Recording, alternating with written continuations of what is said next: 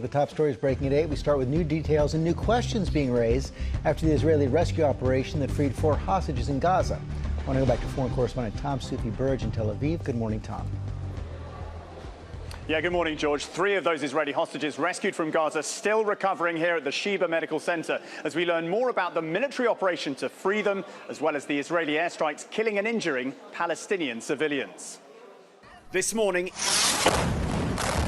videos showing the ferocity of Israeli airstrikes, which accompanied a huge military operation to free 4 hostages being held in Gaza by Hamas, with new details emerging of Saturday's daytime rescue raid to bring them home.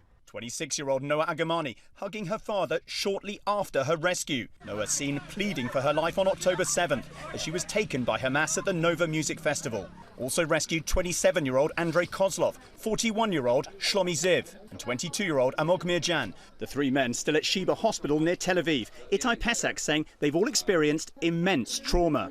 And now they're improving, but there's still a very long way of rehabilitation that they would need to get. The IDF saying it gathered weeks of intel with hundreds of troops fighting for days in the Al-Nusrat refugee camp in central Gaza before the rescue operation began at 11 a.m. on Saturday. Israeli special forces disguised as local Palestinians moving into 2 buildings where the hostages were being held.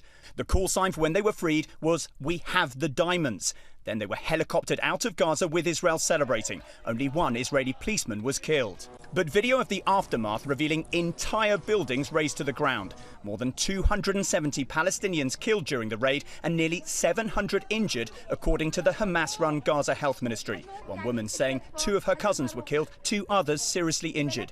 They did not commit any sin. They were sitting at home, she says. The IDF disputing Hamas's casualty figures and defending its operation. It was and is a war zone. And so civilians in that is the tragedy of civilians being caught up in this is precisely because of how Hamas is battling us.